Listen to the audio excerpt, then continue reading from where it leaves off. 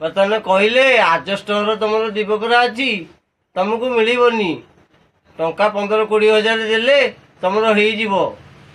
ଆଜ୍ଞା ଟଙ୍କା 15-20 ହଜାର ମୁଁ କୋଉଠୁ ଆଣିବି? ଟଙ୍କା 15-20 ହଜାର ହେଲେ ମୁଁ ତ ଗୋଟେ ଚାଳ କୁଡ଼ିଆ କରିକି ମୁଁ ରହିବି, ମୁଁ କୋଉଠୁ ଦେବି ଆଜ୍ଞା?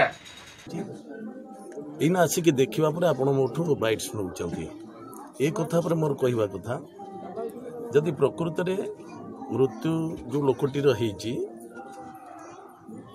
ସେ ଲୋକର କଥା ଯଦି ସତ୍ୟ ହେଇଥିବ ତାକୁ ପ୍ରକୃତରେ ଉଚିତ ତଦନ୍ତ କରାଯାଉ, ଯେମିତି ତଦନ୍ତ କରିବା କଥା କରାଯାଉ। ପ୍ରକୃତରେ ଯଦି 20,000 ଟଙ୍କା କିଏ ମାଗିଛନ୍ତି ନିଶ୍ଚିତ ସରକାରଙ୍କ ତରଫରୁ ଯାହା ତାଙ୍କର ଇଏ ହେବା କଥା ଶାସ୍ତି ତାଙ୍କୁ ମିଳିବା କଥା ନିଶ୍ଚିତ ତ ମିଳିବ।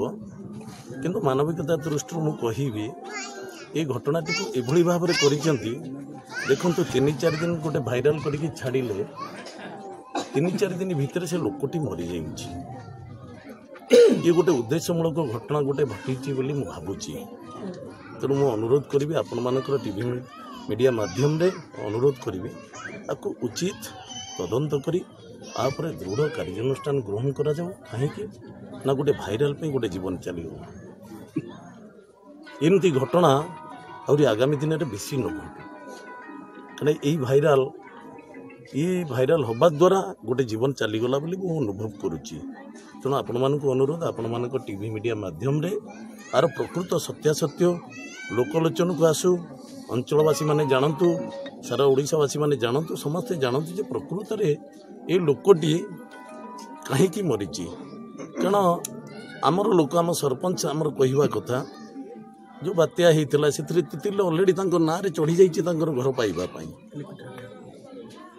प्रोग्राम रे माने पूर्वर चढ़ी डेट्रु आज तो डेट्रे है पूर्वर चढ़ी अच्छी। तेणु काली से लोक जानी जे पिठा प्रोग्राम रे पाइबे बोली। तेणु एभली एक अवस्था भितर मु तो संपूर्ण भाव में ये कथा को मु जानी मुझे आसली हठात कि देखा करने आपण मैंने मत बैठ से बुझिले मुझे निज विवेक रू अनुभव कली जे कहवा दरकार आपण मान पाखे मुझे उपस्थापन कली।